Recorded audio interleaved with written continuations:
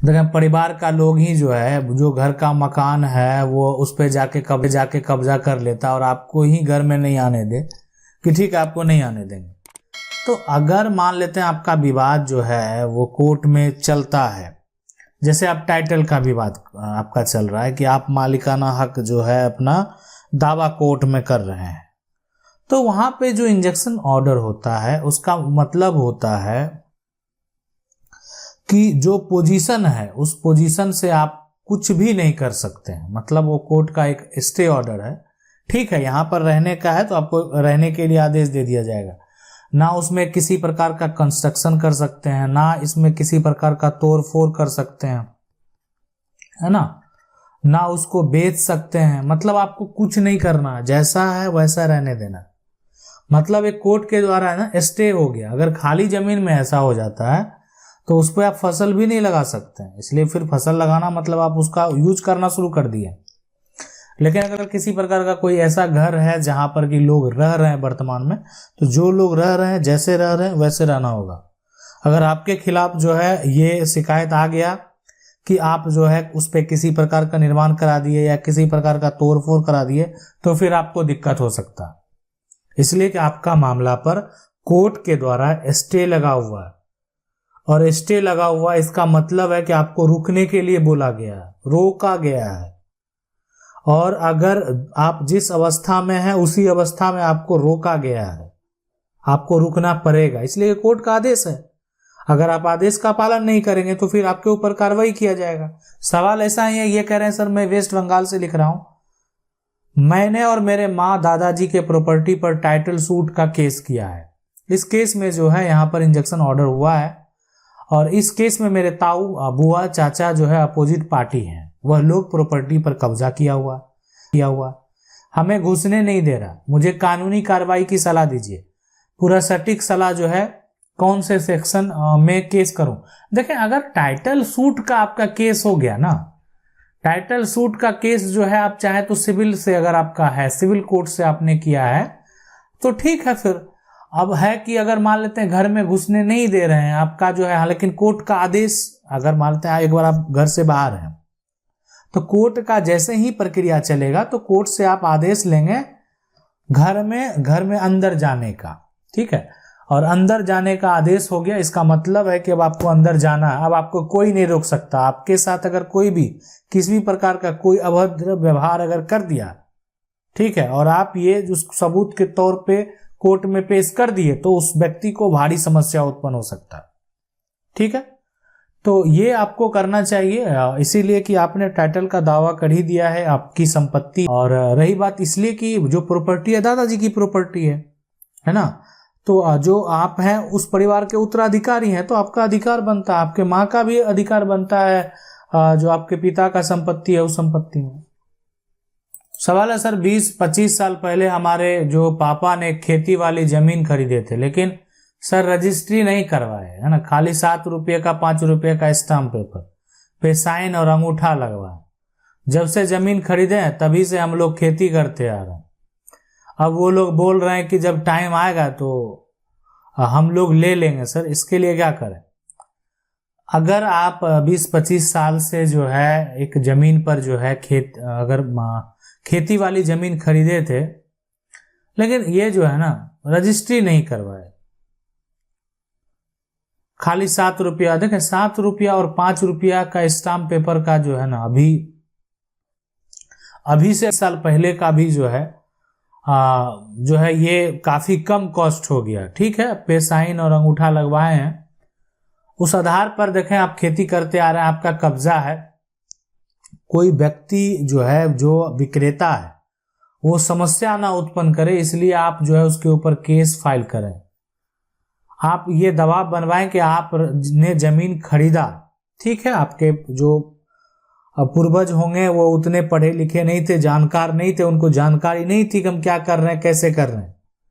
उन्होंने सारा कुछ जो है स्टाम्प पेपर पे लिखवा लिया, सिग्नेचर ले लिया, जमीन आपके कब्जे में है, 20 से 25 साल से कब्जे में है, और तो इसीलिए रजिस्ट्री करने का जो है जमीन के मालिक को आदेश दिया जाए, इसलिए कि हम संपत्ति को खरीदे हैं, हमारे पूर्वज के द्वारा संपत्ति को खरीदा गया है। तो ये जो है जब मामला कोर्ट में जाएगा, आपको भी अपना पक्ष रखना पड़ेगा, आपको भी अपने पक्ष के लोग यानी गवाह जो है वहां पर पेश करने होंगे। लेकिन अगर आपके पास वो स्टाम्प पेपर है, उन पे सिग्नेचर है और उस पे अंगूठा एक प्रूफ के तौर पे अगर दे सकते हैं तो जमा करने के बाद हो सकता है कि आपके पक्ष में फैसला हो। नहीं तो मान लेते हैं अगर नहीं करेंगे तो जो संपत्ति का मालिक है कभी भी किसी के हाथ में संपत्ति को बेच सकता है।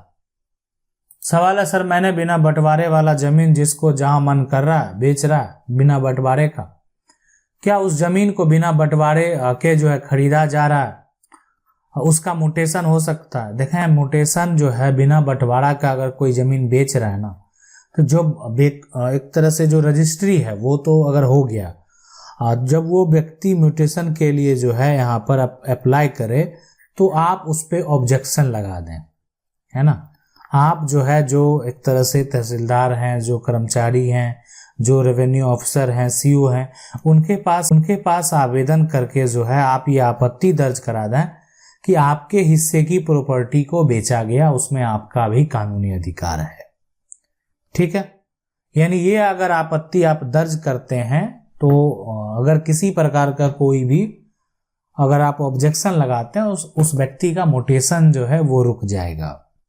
सवाल है, मेरे पास पूर्वज की जमीन है बट मेरा कब्जा 100 साल से है, किसी दूसरे के जमीन पर उसका जो है पर्चा बना सकते हैं, अगर नहीं तो क्या करें? देखें, 100 साल से अगर आपका कब्जा है ना, कब्जा अगर है लेकिन आपके पास जो है जमीन नहीं है, ना आपके पिता के पास है ना, पिता के पास जो है भी जमीन नहीं था और आपके पास भी नहीं है, आपके जो है पास जो है नहीं है, तो मतलब आप भूमिहीन हैं। आपको पर्चा जो है वो निर्गत किया जाता है, दिया जाता है, पर्चा जो है वो जारी किया जाता है। आप जो अधिकारी को आवेदन देते हैं कि आपका जो है जमीन, जिस जमीन पे आप रह रहे हैं, ग्राम पंचायत के जो मुखिया सरपंच जो भी हैं उनसे भी आपको लिखित तौर पे देना होता है, ताकि ये बात स्पष्ट हो सके कि आप जो कह रहे हैं वो सही कह रहे हैं, आपके पास जमीन नहीं है। और जो भी व्यक्ति का किसी का निजी भी जमीन होगा तो आपको पर्चा दे दिया जाएगा, आपको वहां से हटाया नहीं जाएगा। सवाल है, मैं दिल्ली में रहती हूँ, चचिया ससुर हमारे मकान पर कब्जा कर रखा है, 40-45 साल से मेरे ससुर सास नहीं है, इस दुनिया में मकान के कागज हमारे पास नहीं है, ऐसे हालत में हम क्या करें? मकान चेंज कर सकते हैं, मकान की रजिस्ट्री नहीं है, पावर ऑफ अटर्नी थी पहले मकान की।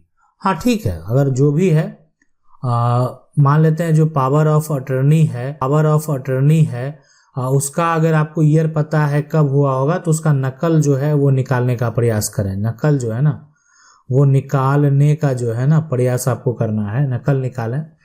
अब उसके बाद जो है आप सिविल कोर्ट में जाकर जो है टाइटल का दावा करें, इसलिए कि जमीन पे वो मकान पे कब्जा किए हुए हैं। तो कोई दिक्कत नहीं, आप जो है एक तरह से अपना टाइटल का दावा करेंगे, इसलिए कि चचा ससुर कब्जा किए हुए हैं तो आपके ससुर का भी उसमें शेयर है, हक है। ऐसा तो नहीं कि आपके जो ससुर हैं उसका हक नहीं है।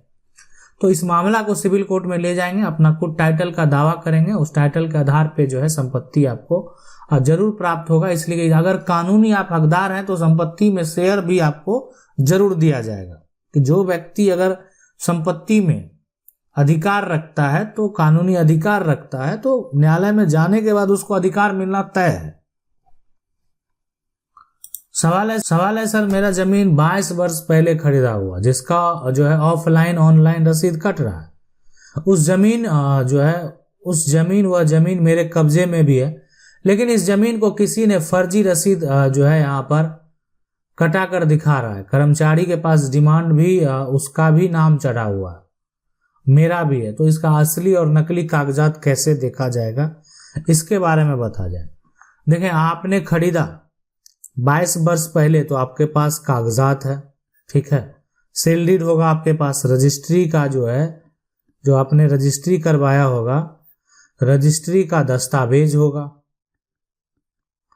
22 साल के बाद मतलब आपको बेचने के बाद है ना, 22 साल जो है जो है उसके बाद जब आप खरीदे, जिस ईयर में आप खरीदे होंगे उसके बाद, मान लेते हैं आपने 2000 में खरीदा या 2002 में, और फिर जाके 2000 जो है यानी 10 में वो व्यक्ति किसी को बेच दिया, तो 2002 वाले का ही मान्यता होगा, बाद में दोबारा बेचने का उसके पास राइट नहीं था।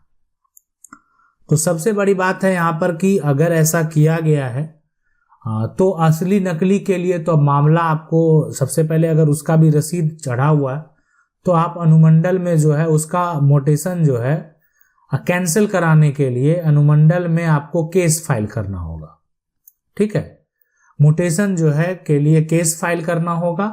आप केस फाइल करेंगे अनुमंडल में जाके, ठीक है, और उसके बाद जो है दोनों पक्ष को नोटिस किया जाएगा। अपना पक्ष आप रखेंगे कि आपके पास कागजात है, जो सामने वाला व्यक्ति जो कि रसीद दिखा रहा है उसको भी दिखाना होगा कि आप रसीद जो कटवाए हैं वो किस आधार पर कटवाए हैं। आशा करते हैं वीडियो अच्छा लगा होगा। वीडियो को लाइक जरूर कर दें। चैनल को पहली बार देख रहे हैं, सब्सक्राइब करके जो बेल आइकन है उसको जरूर दबा लें। मिलते हैं अगले वीडियो में, तब तक के लिए जय हिंद।